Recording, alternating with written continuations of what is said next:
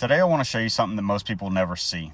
Genesis 3 is not just a story of sin, it is the collapse of the entire covenant architecture in 7 layers. And once you see the structure, the whole Bible begins to make sense.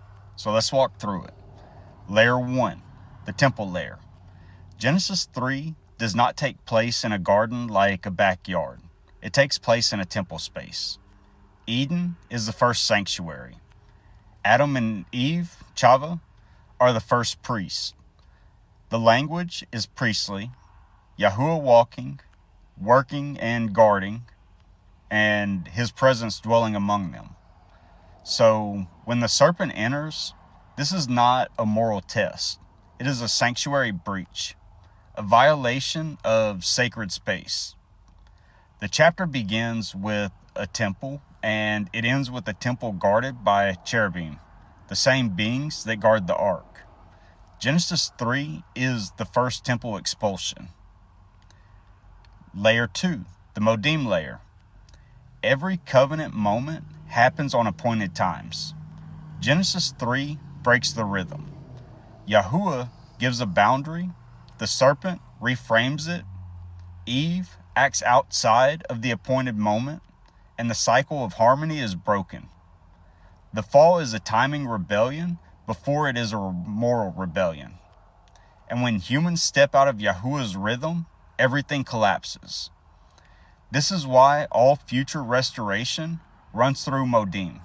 Passover, Shabbat, Yom Kippur, and Yahusha himself dies on a Moed.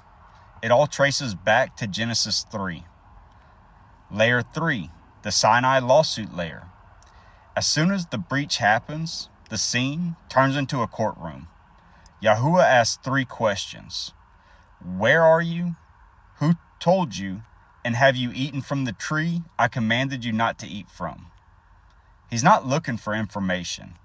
He's establishing legal categories: guilt, deception, and responsibility. Then he renders judgments. Not curses on Adam and Eve. Only the serpent and the ground are cursed. The humans are sentenced, but again, not cursed. This matters for covenant logic. Genesis 3 is the first divine lawsuit, and every prophet uses the same courtroom format later. Layer 4, the Eden Ark layer. Genesis 3 shows the inversion of the created order. The serpent speaks, the woman is influenced, the man follows, and the hierarchy collapses. The Eden Ark moves from order to disorder, from dominion to submission, and from clarity to confusion. This inversion becomes the pattern of all future rebellion. Israel repeats it, kings repeat it, nations repeat it. Every fall is a replay of Genesis 3. Layer 5, the Jubilee layer. Jubilee is about land, inheritance, and release. Genesis 3 breaks all of it. The ground becomes resistant, work becomes toil, and inheritance turns to exile, and Adam will return to dust. This is the first land exile in Scripture. Israel's later exiles are built on this same pattern, and Yahusha's resurrection becomes the Jubilee reversal that restores the lost inheritance. The Jubilee story starts in Genesis 3. Layer 6, the post-mathematics layer. The architecture of Genesis 3 is mathematical. There's a 4-step collapse. First, they saw, desired, took, and ate. Then, there's a 3-part inquiry. Where, who, and have you? Next, there's a 2-part expulsion. Removed from the garden and guarded from re-entry. Last, there's a 1-part covering. Yahuwah creates garments through the first sacrifice. 4, 3, 2, 1.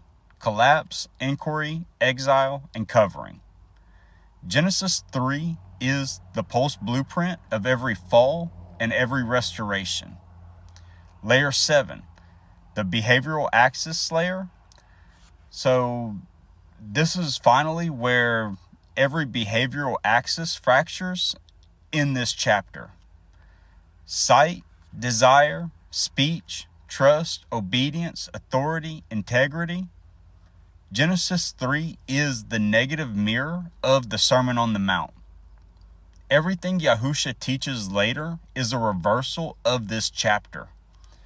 Genesis 3 shows what breaks humans. Yahusha shows what restores them. So, to wrap this up, Genesis 3 is not a children's story. It is the collapse of the temple, the collapse of time, the first lawsuit, the first exile, the first inversion, the first pulse breach, and the first behavioral fracture. And Yahuwah responds with mercy, a covering, a guarded path, and a promise that one day the seed of the woman will crush the one who deceived her. Genesis 3 is the foundation of the architecture of the covenant. And once you see it in the 7 layers, the entire Bible becomes one unified structure again.